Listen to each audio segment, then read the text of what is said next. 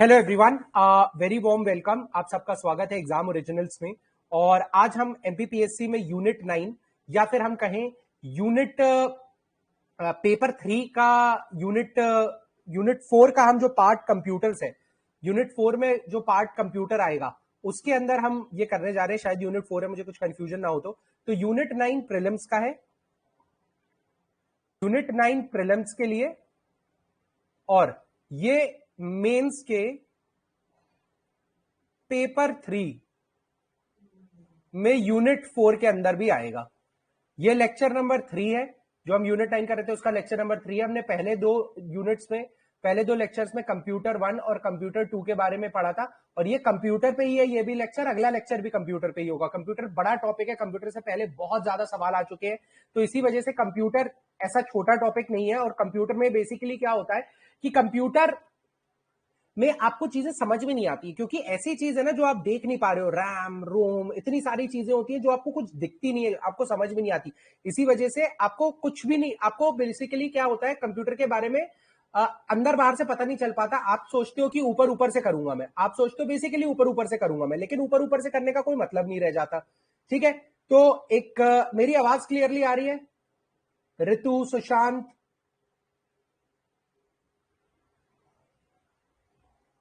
और कौन कौन है? जागृति, रिचा, शुभी। यार एक्चुअली ठीक है, चलो कूल। अरे हाँ, ये एक और चीज कर लो, एक बार किसी ने आंसर दे दिया ना, दोबारा देने की जरूरत नहीं। आवाज आ रही है? हाँ ठीक है, एक ने दे दिया, बस बहुत है। चलो आगे बढ़ते हैं। तो आज के लेक्चर में हम बेसिकली क्या करने वाले हैं, कंप्यूटर के जो 2 लेक्चर हो गए थे उसके आगे बढ़ने वाले हैं। मेरा नाम प्रखर श्रीवास्तव है, ठीक है, और हम आगे बढ़ते हैं सीधे। तो अब बात आती है, हमने लास्ट लेक्चर में कहां पे छोड़ा था? स्टोरेज डिवाइसेस पे छोड़ा था। हमने जो लेक्चर छोड़ा था, हमने ये समझ में आ गया था मैं लास्ट लेक्चर पे कि एक कंप्यूटर में जो मेमोरी होती है वो 2 टाइप की होती है। प्राइमरी मेमोरी, प्राइमरी मेमोरी, ध्यान से समझना, यही लॉजिक है, नहीं समझ में आएगा फिर। और सेकेंडरी मेमोरी। सर क्या होता है ये बता रहे हैं, देखो समझो। प्राइमरी मेमोरी में 2 चीजें आती हैं, रैम और रोम, और इसमें आती है आपकी storage device. Storage device, for example, मैं आपको एक छोटा सा एग्जाम्पल देता हूं। आपने जब कंप्यूटर चालू किया, ठीक है, तो कंप्यूटर के चालू होने के लिए एक सॉफ्टवेयर होता है। सॉफ्टवेयर लगेगा ना, विंडोज है जैसे आपके में, या आप एप्पल चला रहे हैं तो मैक है, एप्पल आईओएस है, तो जो भी है आपका एक ऑपरेटिंग सिस्टम रोम में स्टोर होता है। ठीक है, अब रोम और रैम के बीच में पहले डिफरेंस समझेंगे हम, फिर आगे बढ़ेंगे। देखो जो लिखा हुआ है ना वो मैं आपको चुटकियों में समझा सकता हूं, जो लिखा है ना वो मैं आपको चुटकियों में समझा सकता हूं, बट इंपॉर्टेंट क्या है कि जो लिखा हुआ है ना उसको समझने के लिए आपको पहले कॉन्सेप्ट समझना पड़ेगा। तो ये देखो क्या होता है, ऑपरेटिंग सिस्टम मतलब विंडोज की जरूरत पड़ती है। दूसरा, आपकी हर चीज डेट से कनेक्टेड होती है। मान लो आपका सॉफ्टवेयर हो गया, कुछ भी हो गया, डेट, तो ऐसी चीज जो बदले ना। कंप्यूटर बंद हो जाएगा फिर भी रोम में ये चीज रहेगी। डेट के लिए एक बैटरी लगी होती है जो चलती रहती है, आप ये समझो। डेट कभी बंद नहीं होती, ऐसा नहीं कंप्यूटर बंद हुआ तो समय वहीं रुक गया, समय चलता रहता है, चलता रहता है, चलता रहता है। कोई पावर है जो इसको काउंट करती रहती है, और जैसे ही आप दोबारा कंप्यूटर चालू करते हैं आपको समय एकदम अपडेटेड मिलता है। कैसे? अभी तो आप बोल दोगे कि सर जैसे कंप्यूटर चालू होता है नेट से कनेक्ट होता है और नेट का टाइम वो ले लेता है। मैं बिल्कुल मान गया, बिल्कुल ले लेता होगा। मान लो इंटरनेट नहीं है तो, मान लो इंटरनेट नहीं है, पहले के कंप्यूटर में इंटरनेट नहीं होता था लेकिन समय एकदम सही चलता था। क्यों? क्यों? आपका मोबाइल फोन है, आपने मोबाइल बंद करके रख दिया, आपने मोबाइल बंद करके रखा, आप चालू करोगे तो जो चालू करने का पे टाइम होगा ना, आपने रात को 7 बजे बंद किया, सुबह 8 बजे खुला, सुबह 8 बजे खोलोगे तो सुबह का 8 ही दिखाएगा वो। ऐसा नहीं कि बंद हो गया तो खत्म हो गया। कोई ना कोई पावर है जो उस टाइम को अंदर काउंट करती रहती है, वो ही रोम है। जो चीज पावर कंप्यूटर के बंद होने की वजह से बंद नहीं हो जाती। रैम, कंप्यूटर बंद हुई ये बंद हो जाएगा, स्टोरेज डिवाइस बंद हुआ बंद हो जाएगा, लेकिन रोम बंद नहीं होता है। क्योंकि जैसे ही मान लो पावर बटन आपने दबाई, पावर बटन दबाने पे क्या करना है, वो क्या कहलाता है? BIOS, basic input output. ठीक है, बेसिक इनपुट आउटपुट। बटन दबाने पे क्या होना चाहिए? ये कंप्यूटर को कैसे पता चलेगा कि हाँ, जैसे ही आपने बटन दबाया, कौन बताएगा कि एक बटन दबाए? कोई एक पावर होगा ना जो अंदर बताएगा। आपने बटन दबाया तो कोई ना कोई एक पावर होती है जो उस बटन के दबने को रीड करती है और बायोस को बताती है हाँ भाई बटन दब गया है। बायोस बंद कंप्यूटर में भी जानता है कि जब ये बटन दबे तो क्या करना है। तो जैसे ही बटन दबती है बायोस चालू कंप्यूटर को चालू करने की प्रोसेस को चालू कर देता है। आपको समझ में आया? बंद कंप्यूटर में भी बायोस एक्टिवेटेड रहता है, डेट एक्टिवेटेड रहती है, सिस्टम एक्टिवेटेड रहता है। ठीक है, जैसे ही, ध्यान से समझना, रैम और स्टोरेज डिवाइस का भी रोल नहीं है। बायोस जैसे ही चालू होता है पूरा वो देखेगा कि हाँ क्या क्या कैसा कैसा है, सब कुछ बढ़िया है, ये चेक करेगा। और अगर सब कुछ बढ़िया हुआ वो ऑपरेटिंग सिस्टम को ढूंढेगा। ऑपरेटिंग सिस्टम जैसे ही मिल गया वो सारी जिम्मेदारी ऑपरेटिंग सिस्टम को देगा और अब ऑपरेटिंग सिस्टम चालू होकर कंप्यूटर को पूरा चालू करेगा, जो आप विंडोज की स्क्रीन देखते हो। और ये जैसे ही चालू करेगा ये रैम को भी स्विच ऑन कर देगा, स्टोरेज डिवाइस को भी कनेक्ट कर देगा, स्टोरेज डिवाइस और रैम को भी स्विच ऑन कर देगा। समझ में आया? तो बेसिक चीज क्या होती है? बेसिक चीज रोम होती है। रोम के अंदर ऐसी सारी चीजें स्टोर होती हैं जो पावर कटने पे बंद नहीं होनी चाहिए। Read only memory. इसके बाद बेसिक क्या आता है? रैम आता है। अब हम इस लेक्चर में ये पूरा लेक्चर ही रैम और रोम पे आधारित है। ठीक है, और नेक्स्ट लेक्चर पूरा स्टोरेज डिवाइसेस पे आधारित है। ठीक है, 1 घंटे हम सिर्फ रैम रोम इनके टाइप्स ये सब ही पढ़ने वाले हैं। ठीक है, अब क्या होता है? कंप्यूटर पूरा चालू हो गया, ऑपरेटिंग सिस्टम पूरा चालू हो गया। ऑपरेटिंग सिस्टम जैसे ही चालू हुआ रैम थोड़ी सी भरी। मान लो रैम में इतनी स्पेस है तो थोड़ी सी रैम भर गई। अब मैंने बोला कि मूवी देखनी है। मूवी आपकी रैम में स्टोर नहीं होती, मूवी आपकी हार्ड डिस्क हो गया, पेन ड्राइव हो गया, फ्लॉपी डिस्क हो गया, सीडी ड्राइव हो गया, डीवीडी ड्राइव हो गया, ये सब स्टोरेज डिवाइसेस है। इनमें से किसी में होती है। जैसे ही आप मूवी पे क्लिक करेंगे, जैसे मान लीजिए आपकी हार्ड डिस्क में स्टोर है, तो वो खट से आपकी रैम में आ जाएगी। ये मान लो ये चार चार चीजें आपकी रैम में मूवी प्ले होने लगेगी। मतलब एक बार में जितना मूवी चलने के लिए एनर्जी चाहिए वो रैम देता है। स्टोरेज डिवाइस कभी भी कंप्यूटर को, सेकेंडरी मेमोरी कभी भी कंप्यूटर को काम करने में हेल्प नहीं करती। कंप्यूटर सिर्फ प्राइमरी मेमोरी के साथ काम करना जानता है। तो अगर आपको मूवी भी प्ले करनी है तो पहले मूवी को प्राइमरी मेमोरी यानी रैम में लाना पड़ेगा और रैम से मूवी प्ले होगी, यहां से आपकी मूवी देखी जाती है। ठीक है, तो ये चीज समझ में आई?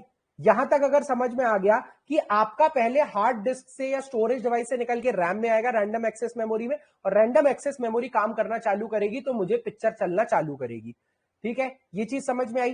तो कुछ चीजें होती हैं जो कभी भी पावर सप्लाई के बंद होने के बाद नहीं बंद होनी चाहिए, वो मेरी रोम में आती है।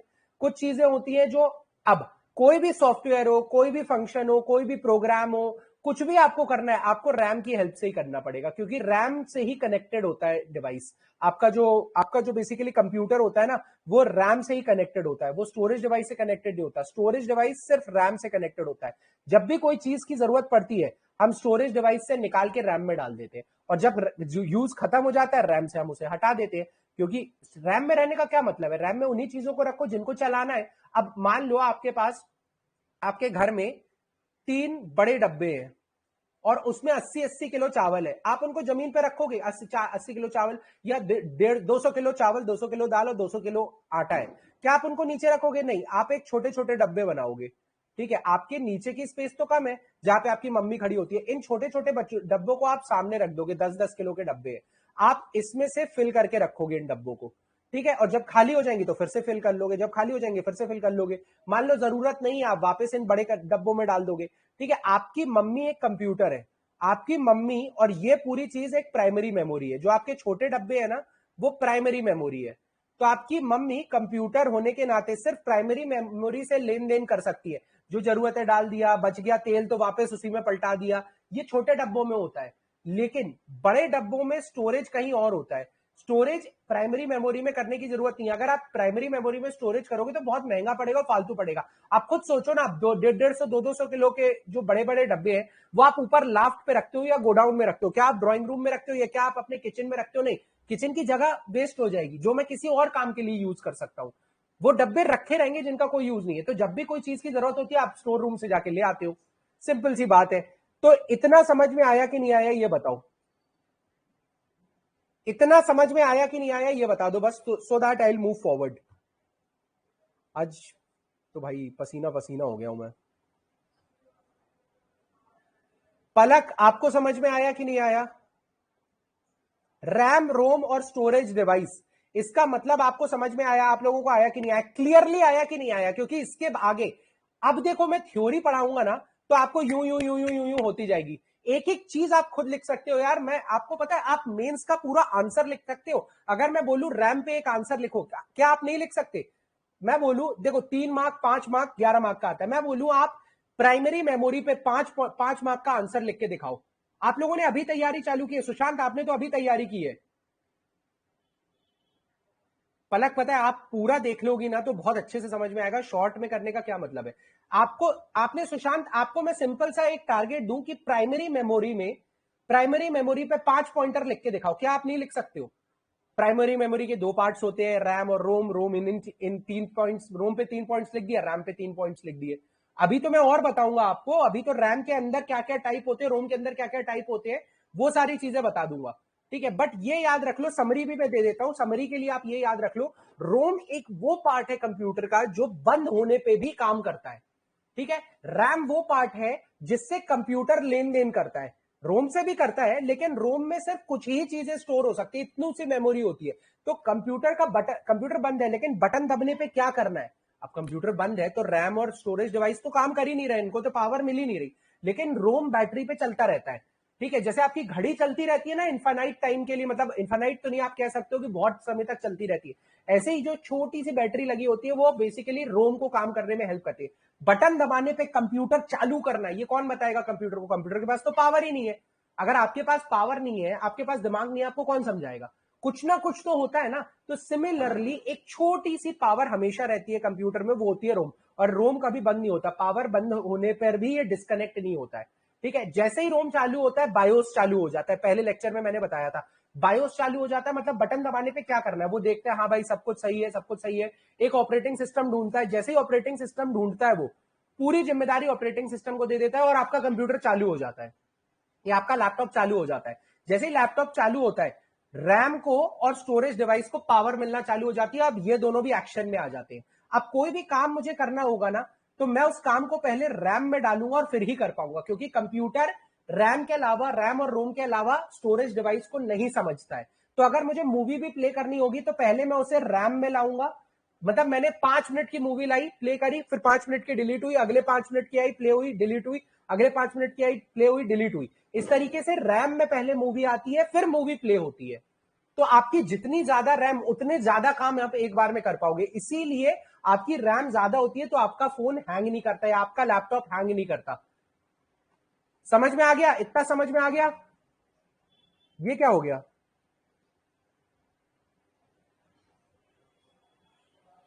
अब दिख रहा है आपको? आवाज और क्लियर आ रही है? आवाज क्लियर आ रही है आपको? वीडियो दिख रहा है? शायद बंद हो गया था ना बीच में।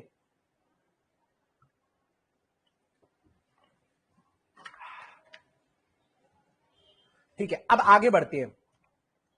मैंने बहुत समय दे दिया है, अब स्टोरेज उपकरण या फिर स्टोरेज डिवाइसेस को हम देखते हैं। तो स्टोरेज डिवाइसेस कितने टाइप के होते हैं? 2 टाइप के होते हैं।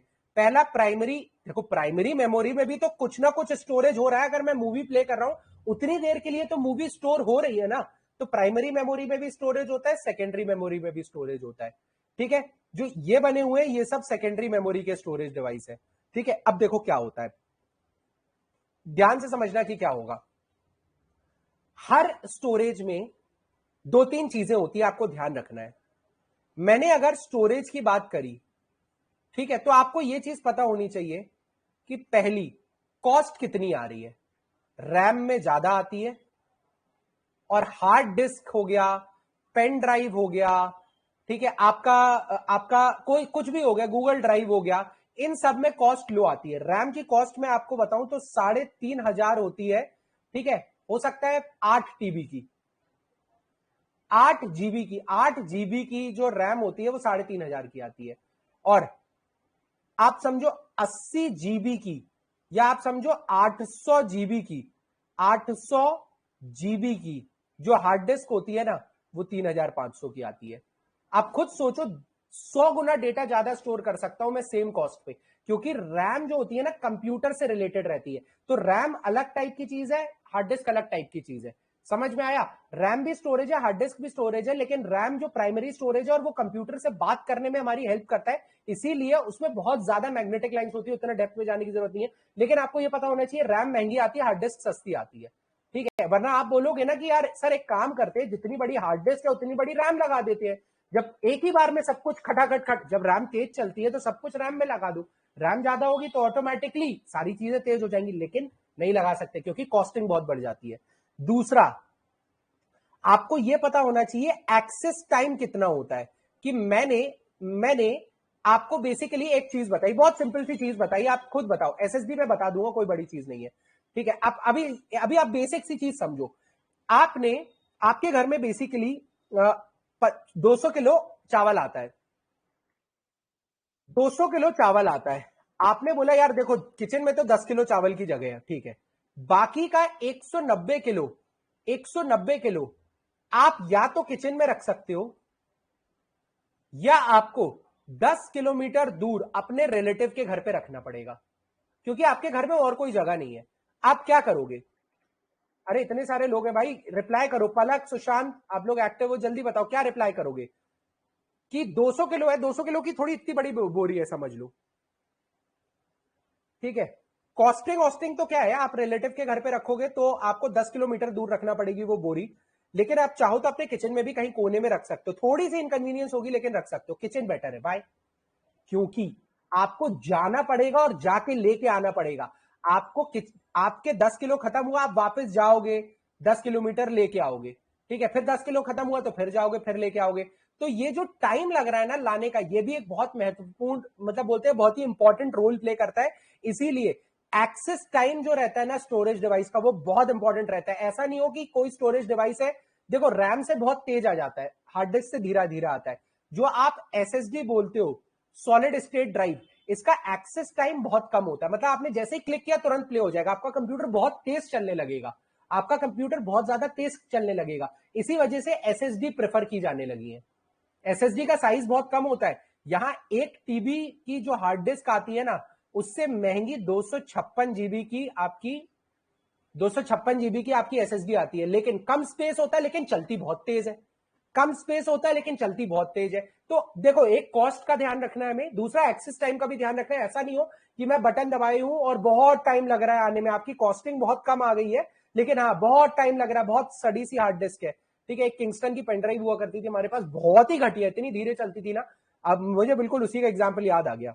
और तीसरा होता है आपका क्या, कॉस्ट की बात कर ली है भाई हमने, बिल्कुल कॉस्ट की बात कर ली। उसके बाद हमने कर ली स्टोरेज कैपेसिटी, की कैपेसिटी कितनी है। किचन का साइज भी तो जरूरी है, 1 TB, 2 TB, 10 TB, 50 TB।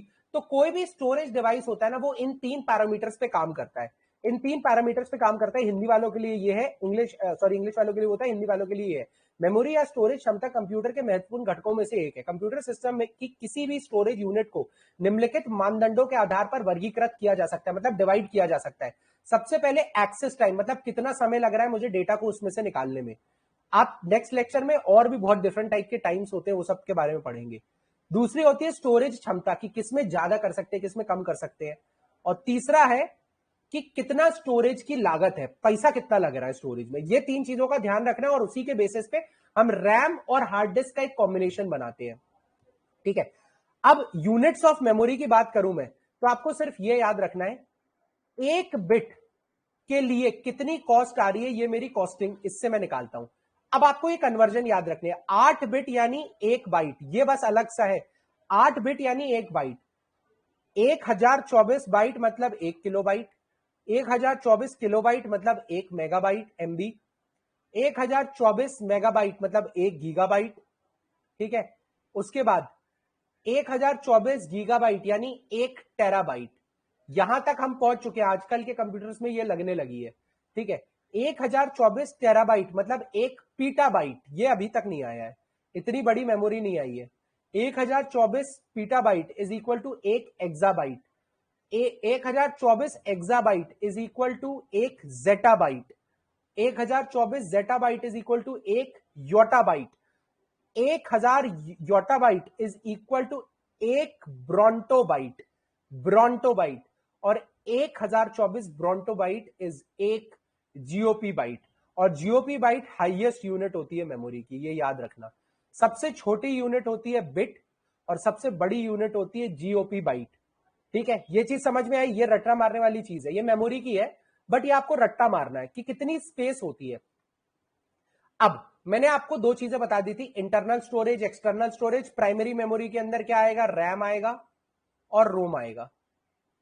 और सेकेंडरी के अंदर मेमोरी कार्ड हो गए, आपकी यूएसबी फ्लैश ड्राइव या फिर पेन ड्राइव हो गई, मीडिया डिवाइसेस हो गए, जिप ड्राइव हो गई, एक्सटर्नल ऑप्टिकल ड्राइव्स हो गई, आपकी एसएसडी हो गई, आपकी फ्लॉपी हो गई। ये सब जो आप अलग से लगा रहे हो ना, ये अलग, ये आपकी सेकेंडरी मेमोरी में आता है। ये कंप्यूटर को काम करने में हेल्प नहीं करते, ये सिर्फ और सिर्फ डेटा को स्टोर करने का काम करते हैं। काम करने में प्राइमरी मेमोरी हेल्प करती है।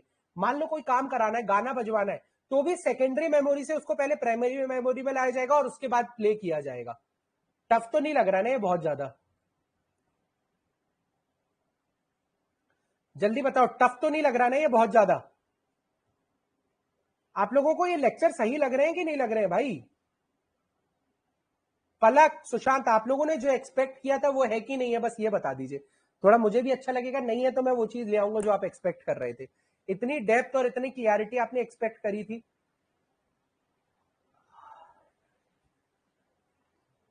थोड़ा बताओ यार, बात बात करो, मैं बोर हो गया हूं। इसका अगला लेक्चर भी रिकॉर्ड हो चुका है।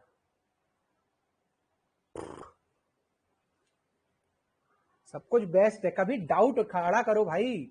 डाउट देना ना ज्यादा बेहतर काम होता है अप्रिशिएट करने से।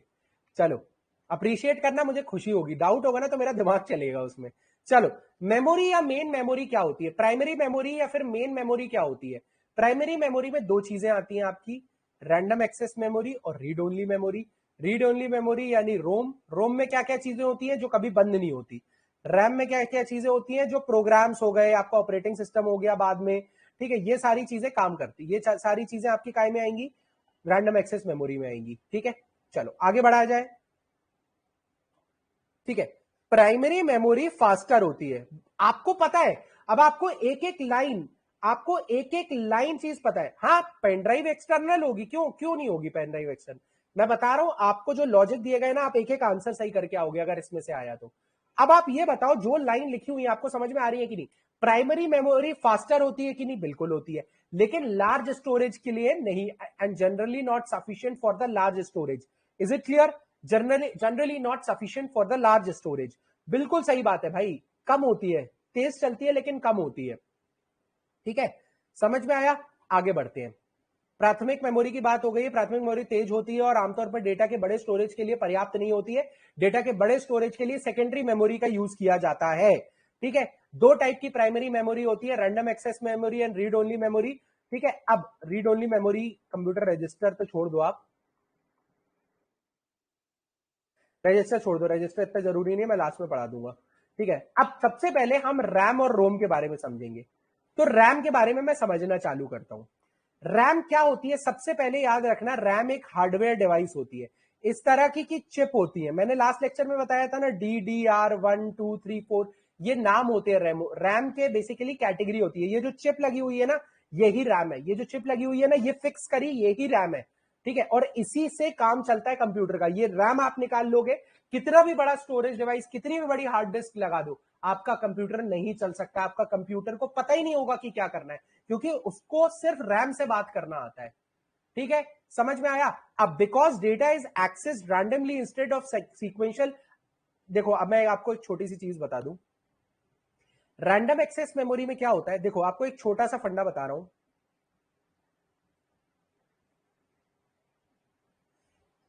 एक होती है सीडी ड्राइव। सीडी ड्राइव हो गई आपकी, ओल्ड कैसेट्स जैसे होती थी। अब आपको अगर कोई गाना प्ले करना है तो आप क्या करोगे? फॉरवर्ड फॉरवर्ड फॉरवर्ड फॉरवर्ड, जब तक वो गाना मिल नहीं जाता आप आगे बढ़ाते जाओगे। तो इसीलिए मान लो कि ये वाला गाना मुझे प्ले करना है, तो आप पहले पूरे गाने देखोगे और फिर यहां तक पहुंचोगे। इसको बोलते हैं सीक्वेंस। सीक्वेंस में आपने कोई चीज सर्च करी, लेकिन ये इतनी बड़ी मेमोरी, आप मान लो कि इसको, आपको हर डंडी को सर्च करने में 1 सेकेंड लगता है। अगर आपको यहां तक पहुंचना है तो आपको 1 2 3 4 5 और 6 सेकेंड लग जाएंगे। लग जाएंगे कि नहीं लग जाएंगे? जल्दी बताओ। अगर मैं सीक्वेंस में काम करूं, पहले केस में भी 6 और दूसरे केस में भी 6 सेकेंड लगेंगे। यस और नो सीक्वेंस से काम करूं तो पहला पड़ेगा 1 सेकेंड, दूसरा, तीसरा, चौथा, पांचवा, हर को पढ़ने में 1 सेकेंड लग रहा है, तो छठवें तक पहुंचने में 6 सेकेंड लग रहे हैं। हाँ या ना लगेंगे कि नहीं लगेंगे, जल्दी बताओ यार। या लगेंगे। अब मैंने क्या बोला, देखो ये बड़ी चीज होती है, पूरा गाना आप मत पढ़ो, आप सिर्फ गाने का नाम पढ़ो, ठीक है। अब क्या है, अब ध्यान से समझना, अब मुझे ये वाला गाना प्ले करना है, लेकिन अभी मैं पूरे, अब मैं, मेरे को पढ़ने में 0.001 सेकेंड लग रहा है। क्यों? क्योंकि मैं पूरा गाना नहीं रीड कर रहा हूं, सिर्फ गाने का नाम रीड कर रहा हूं। तो मेरा जो बाहुबली का गाना है धीवरा, वो यहां पर है, धीवरा गाना 6 नंबर पे है।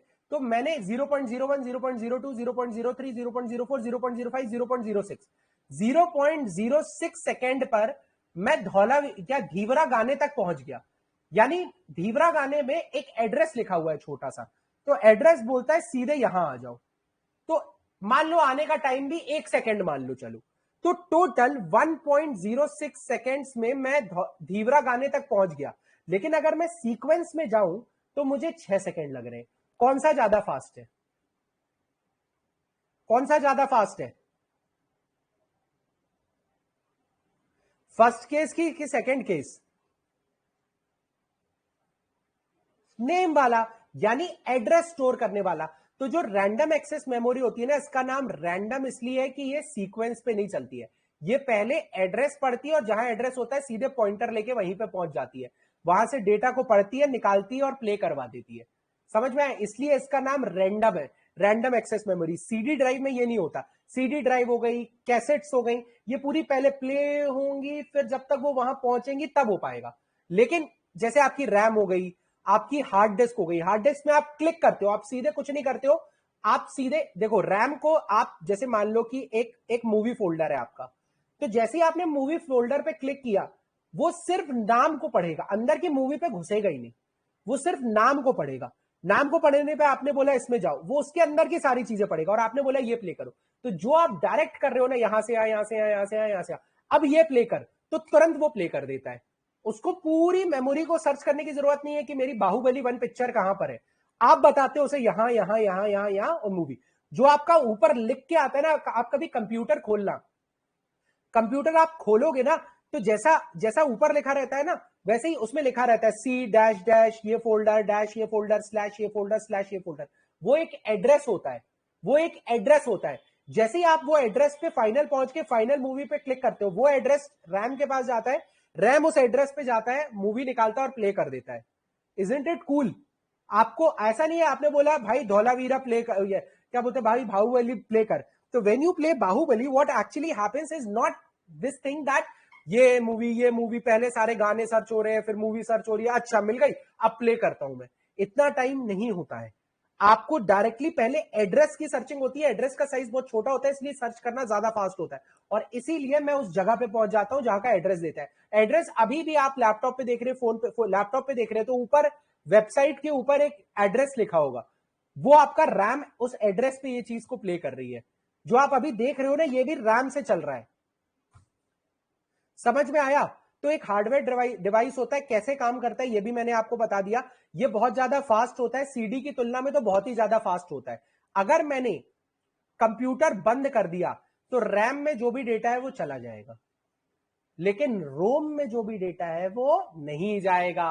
आपकी डेट नहीं जाएगी, डेट चलती रहती है, बायोस चलता रहता है, ठीक है। जब भी कोई कमांड आएगी तो बायोस एक्शन लेगा।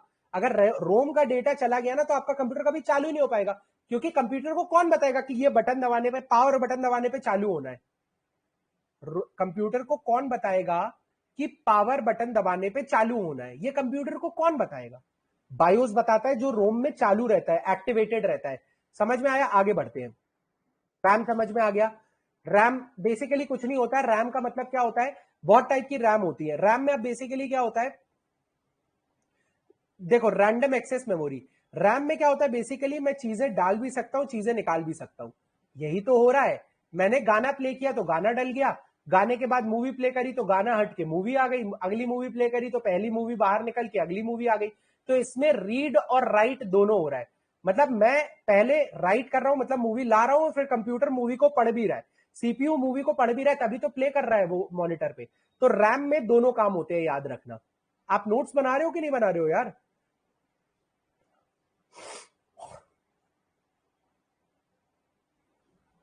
रैम में दोनों काम होते हैं, रैम में दोनों काम होते हैं, ये बिल्कुल याद रखना, ठीक है। रैम में दोनों काम होते हैं, याद रखना, रीड और राइट। और आपको दिख भी रहा है, हाँ भाई रीड और राइट होता है। राइट मतलब कोई चीज रैम में घुसाना। तो कोई भी चीज मैं एक्सेस करने की कोशिश करूंगा वो पहले रैम में घुसती है, और रैम में घुसने के बाद ही तो प्ले होती है। प्ले मतलब रीड होना, ठीक है। CPU can directly access the data from the RAM almost immediately, इसलिए तेज चलती है रैम, इसलिए मेरा डेटा मैं रैम में रखने की कोशिश करता हूं, ठीक है। चलो, अब इसके बाद ये वॉलेटाइल मेमोरी होती है, जैसे ही कंप्यूटर बंद होता है इसमें से सब कुछ मिट जाता है, ठीक है। तो ये याद रखना, रैम कंप्यूटर बंद होने पे चालू नहीं रहती, रोम चालू रहती है। अब सबसे पहली टाइप की रैम होती है डायनेमिक रैम, और दूसरे टाइप की रैम होती है स्टैटिक रैम। डायनेमिक रैम आज की डेट में हर कंप्यूटर पे डलती है। ये बेसिकली क्या होती है, आप ये समझो कि इसका बेसिक डायनेमिक रैम का क्या फंक्शन होता है, जिसमें चेंजेस आ सके, ठीक है। Short for dynamic random access memory in is one of the most commonly found RAM modules in PC compatible personal computers and workstations. It stores its information in the cell containing a capacitor and the transistor. Because of this design, the cell must be refreshed with new electricity every few milliseconds for the memory to keep holding its data. समझ में? अब capacitor का क्या function होता है वो समझ लो। देखो, आप लोगों ने साइंस की यूनिट अगर नहीं पढ़ी है ना, तो मैं आपको कैपेसिटर का फंडा बता रहा हूं कि कैपेसिटर क्या होता है। कैपेसिटर एक स्टोरेज डिवाइस होता है, इसमें करंट बहता है तो ये चार्ज होता है, और जब मुझे चार्ज एनर्जी की जरूरत होती है, एक बार में ये पूरी एनर्जी दे देता है, एक बार में ये पूरी एनर्जी दे देता है, ठीक है। जैसे फ्लैश होता है आपका, जो आपका जैसे कैमरों का फ्लैश होता था ना, अब तो अलग है, अब तो अलग सिस्टम है, अब तो लाइट लगी होती है, फ्लैश नहीं होता, लाइट होती है आपके फोन्स में। लेकिन जो कैमरों के फ्लैश होते हैं ना, वो हर बार एनर्जी स्टोर कर, बैटरी लगी हुई है तो बैटरी की वजह से वो एनर्जी स्टोर करते जा रहे हैं। अब जैसे ही मैंने फ्लैश ऑन किया तो एक बार में वो बहुत सारी एनर्जी देते हैं, जिससे बहुत ज्यादा लाइट निकलती है, ठीक है। वो एक कैपेसिटर का फंक्शन है, खूब सारी एनर्जी एक बार में देना। तो सिमिलरली क्या होता है, आपके यहां कैपेसिटर लगे होते हैं, आपके यहां पर कैपेसिटर्स लगे होते हैं, ये कैपेसिटर्स आपको एनर्जी देते रहते हैं। तो कैपेसिटर ने एनर्जी दी, ये चालू हुआ, थोड़ी देर बाद फिर कैपेसिटर में एनर्जी स्टोर हुई, फिर चालू रहा। तो आपको बार बार क्या होता है, हर कुछ मिली सेकेंड में इलेक्ट्रिसिटी आती है, और डेटा को जो कैपेसिटर है उसके थ्रू एनर्जी देती जाती है, ठीक है, उसके थ्रू एनर्जी देती जाती है। इतना डेप्थ में मत करो। किसने ढूंढा था, बस ये याद रख लो, रॉबर्ट डेनार्ड ने 1968 में ढूंढा था, और सबसे पहली बार इंटेल ने 1970 में इसको यूज किया था, ठीक है। हिंदी में भी लिखा हुआ है, ठीक है, कुछ भी नहीं है इसमें, फालतू की चीज करने का कोई मतलब नहीं है। दूसरी होती है स्टैटिक रैम। स्टैटिक रैम में आपको बार बार रिफ्रेश करने की जरूरत नहीं होती, ये मेमोरी जैसी है जैसी की तैसी रहती है एकदम, ठीक है। समझ में आया, जैसी की तैसी रहती है। तो ये याद रख लो कि स्टैटिक रैंडम एक्सेस मेमोरी क्या करती है, बेसिकली बहुत सारे वेरिएशन होते हैं पावर में, कहीं लाइट है कहीं नहीं है, लेकिन ये डी रैम से ज्यादा फास्ट होती है। अब देखो, फास्ट होती है तो ऑब्वियसली इसका साइज कम होगा, ठीक है। डी रैम का साइज बड़ा होता है, एस रैम स्टैटिक रैम का साइज कम होता है, ठीक है। ये बेसिकली इसमें कैश मेमोरी होती है। आप नेक्स्ट लेक्चर में कैश मेमोरी समझ लोगे। जो अभी काम फंक्शन चल रहे हैं ना, उनको दोबारा अगर मुझे चलाना है तो एकदम से एक छोटी सी मेमोरी होती है। आप ये समझो, हिस्ट्री जो होती है ना वो कैश मेमोरी होती है, हिस्ट्री जो होती है ना वो कैश मेमोरी में स्टोर होती है, ठीक है। ये चीज समझ में आया?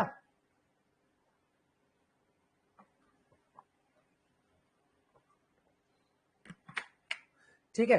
अब ये चीज याद रखो कि स्टैटिक रैम जो रहती है ना, उसमें पावर, मतलब जब तक पावर है ना तब तक वो डेटा को होल्ड करके रखेगी, ठीक है। डायनेमिक रैम में ऐसा नहीं होता है, ठीक है। डायनेमिक रैम में ऐसा नहीं होता, आपको बार बार इलेक्ट्रिसिटी सप्लाई बंद चालू बंद चालू बंद चालू बंद चालू करना पड़ता है। तो वो कैपेसिटर चार्ज होते हैं, फिर एनर्जी देते हैं। इतना डेप्थ में जाने की जरूरत नहीं थी वैसे, ठीक है। जो एस रैम होती है ना, थोड़ा सा कंपैरिजन समझ लो। एस रैम किसी चीज को करने में 10 नैनो सेकेंड लेती है, तो डी रैम उसका काम को करने में 60 नैनो सेकेंड्स लेती है, मतलब ज्यादा धीरे काम करती है डी रैम, ठीक है। ये चीज समझ में आ गई आपको, ठीक है। एस रैम का एक्सेस टाइम 10 नैनो सेकेंड है, डी रैम का एक्सेस टाइम लगभग 60 नैनो सेकेंड है, ठीक है। यहां तक कोई दिक्कत? यहां तक कोई दिक्कत? अब आगे करते हैं, हम सेकेंड टॉपिक पे बढ़ते हैं प्राइमरी मेमोरी के, वो है read only memory. Read only memory.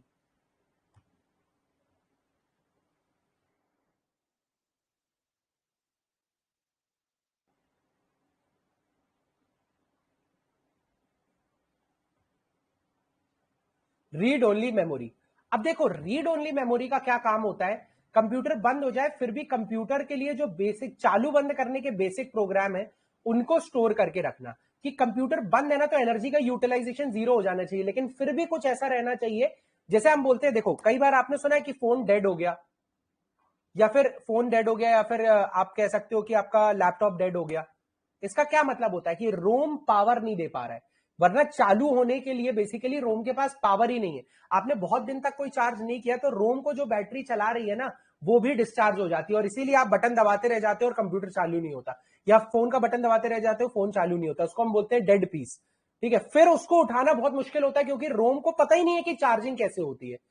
अब मैंने बोला चार्जिंग मॉड्यूल है। चार्जिंग मॉड्यूल जो है वो रोम में स्टोर होता है। आपका फोन बंद है, आपका लैपटॉप बंद है, आपका लैपटॉप बंद है, फिर भी आप चार्जर लगाओगे तो चार्जिंग हो रही है। कंप्यूटर को कौन बता रहा है कि ये चार्जर लगने पे चार्जिंग होनी चाहिए? कौन बता रहा है ये? कोई ना कोई चीज तो है, तो वो चार्जिंग का मॉड्यूल भी रोम के अंदर होता है।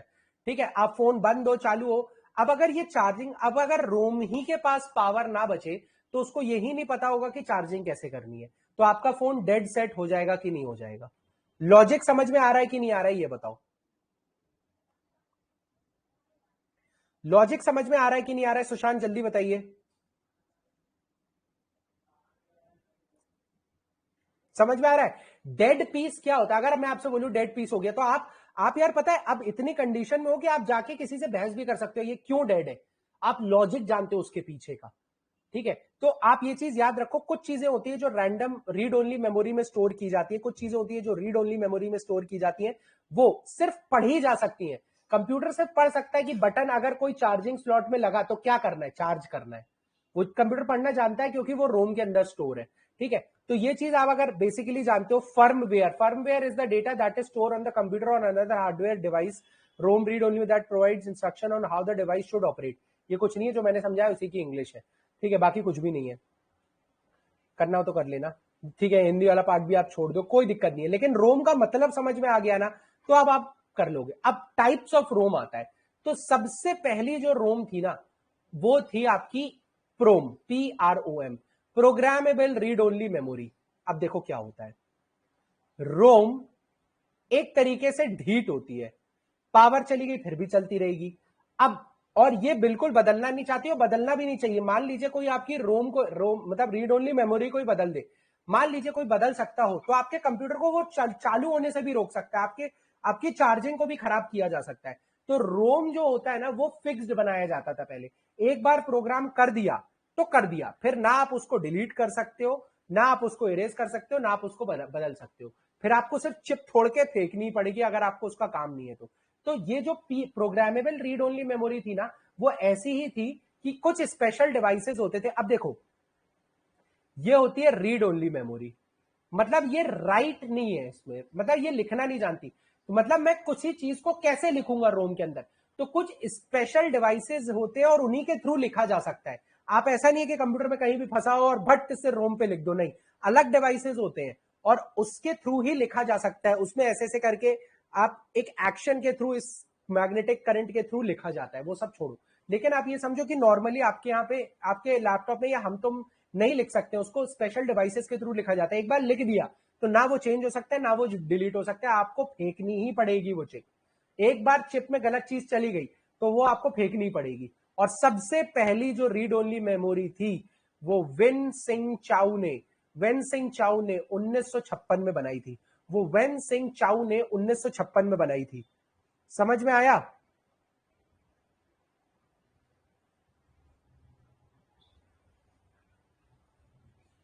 वो वेन सिंह चाउ ने 1956 में बनाई थी। इसके बाद दूसरी टाइप की मेमोरी आई, ईपी रोम। ईपी रोम ने क्या बोला, इरेजेबल, मतलब कि मैं हटा सकता हूं कुछ, आपका प्रोग्राम बदल सकता हूं।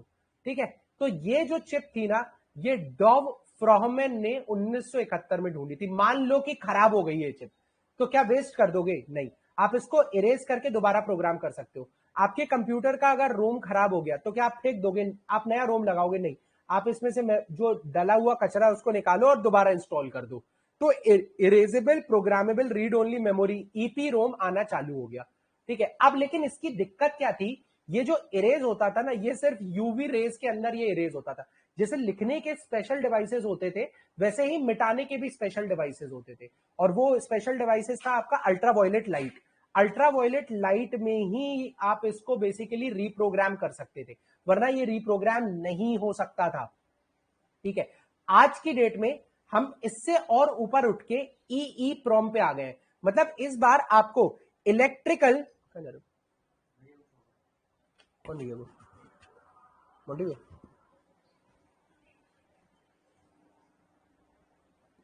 चलो कितनी देर से आ रहे हो?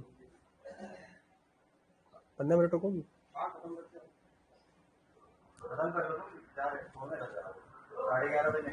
अच्छा 11:30, चलो चलो। ई प्रोम क्या है? ई प्रोम क्या है? Electrically erasable programmable read only memory. अब आपको अल्ट्रावायलेट लाइट की जरूरत नहीं पड़ती है। अब आपको अल्ट्रावायलेट लाइट की जरूरत नहीं पड़ती है। आप समझ रहे हो? अल्ट्रावायलेट लाइट की जरूरत नहीं पड़ती है मिटाने के लिए। आप इलेक्ट्रिसिटी की हेल्प से भी उसको मिटा सकते हो। आप इलेक्ट्रिसिटी की हेल्प से भी उसको मिटा सकते हो। ठीक है, और इलेक्ट्रिसिटी ई प्रोम का कब मतलब आया था? तो 1994 में ही ई प्रोम आया। और आज की डेट में सबसे ज्यादा जो सबसे ज्यादा क्या ई प्रोम ही यूज होती है। अगर अब आपका कंप्यूटर खराब होता है तो आपका पूरा कंप्यूटर खोल के बायो रोम की चिप निकाल के नई चिप लगाने की जरूरत नहीं है। आप बाहर से पेनड्राइव में फंसाओ तो भी आप कर सकते हो, लेकिन इसके लिए अलग डिवाइस लगता है थोड़ा सा। आपके घर पे वो डिवाइस नहीं होता जो इलेक्ट्रिसिटी आपको रिवैम्प करने में हेल्प करता है। समझ में आया? तो वो इलेक्ट्रिसिटी इरेजेबल आसान हो गया, लेकिन हाँ शॉप्स पे आपको वो मिल जाता है। यही तो डिफरेंस है कि आप घर पे सॉफ्टवेयर या नेट की हेल्प से क्या नहीं कर सकते हो, आप अपनी रोम को सही नहीं कर सकते हो। ठीक है, एडवांटेजेस ऑफ रोम क्या होते हैं? बेसिकली नॉन वोलेटाइल होती है। नॉन वोलेटाइल का क्या मतलब होता है? कंप्यूटर की अगर पावर बंद हो गई तो ये बंद नहीं होता है। ठीक है, ये रैम से सस्ती आती है, स्टैटिक होती है मतलब बदलती नहीं है। ठीक है, रैम से ज्यादा रिलायबल है और सर्किट सिंपल होता है इसका। ठीक है, बड़े साइजेस में अवेलेबल है, ये रैम से ज्यादा बड़े साइजेस में अवेलेबल है और थोड़ा आसान इंटरफेस होता है। आपको रोम चलाना हो ना तो कभी कभी बायोस चालू करके देखना। आप लैपटॉप चालू करते हो ना, F12 दबा के देखना, F12 में आपका बायोस चालू हो जाएगा। उसमें माउस हाउस काम नहीं करेगा, सिर्फ कीबोर्ड से ही आपके काम होंगे। ठीक है, तो वो बायोस चालू करके देखना, वो एकदम आसान होता है, सामने लिखा रहता है एंटर एंटर एंटर एंटर, बस यही काम होते हैं उसमें। ठीक है, कॉम्प्लिकेटेड नहीं होता है। समझ में आया? रोम के लाभ भी आपको पता चल गए। अब रैम और रोम में आप खुद ही 10 डिफरेंस लिख सकते हो।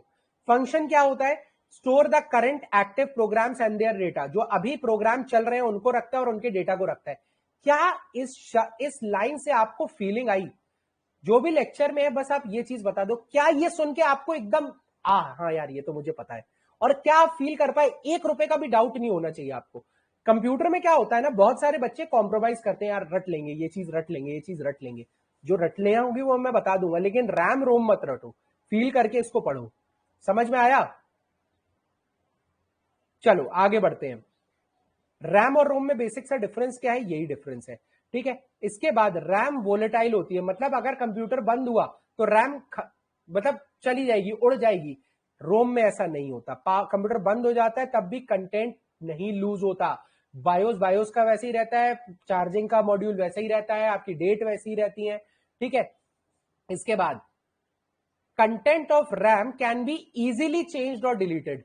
इसका रोम का कंटेंट आप चेंज या डिलीट नहीं कर सकते, आपको बहुत स्पेशल डिवाइसेस चाहिए ये चीज करने के लिए।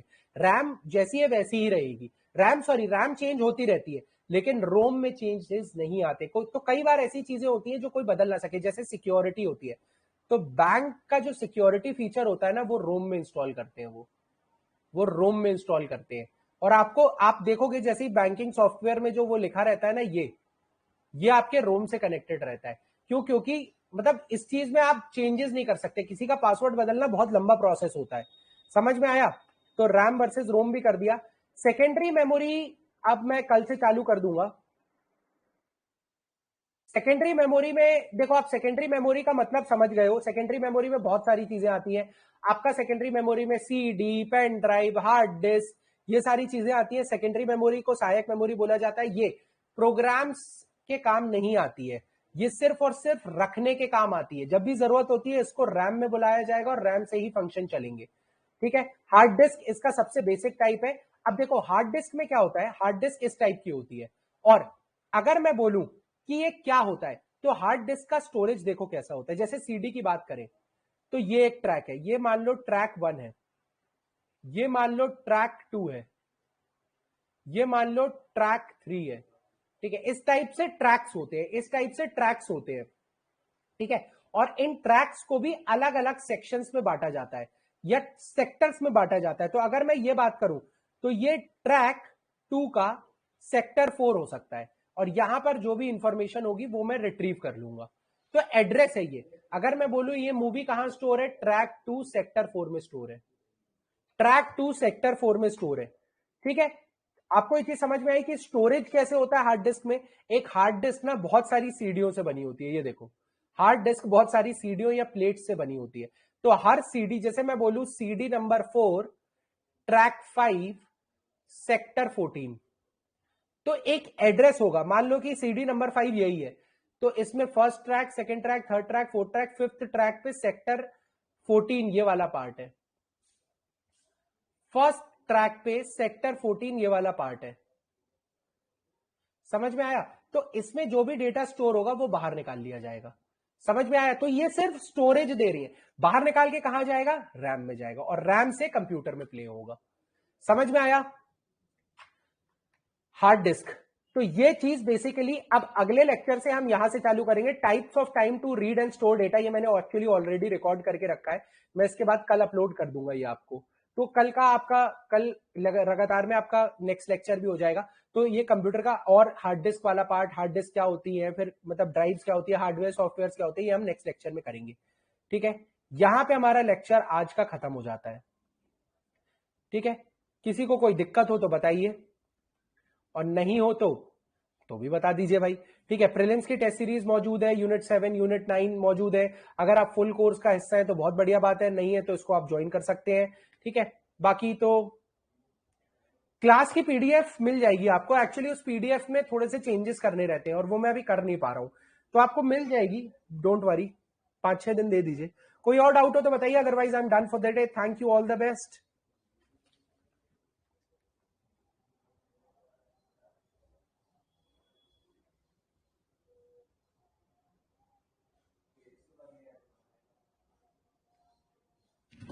चलो, thank you, all the best, hope to see you soon, bye bye.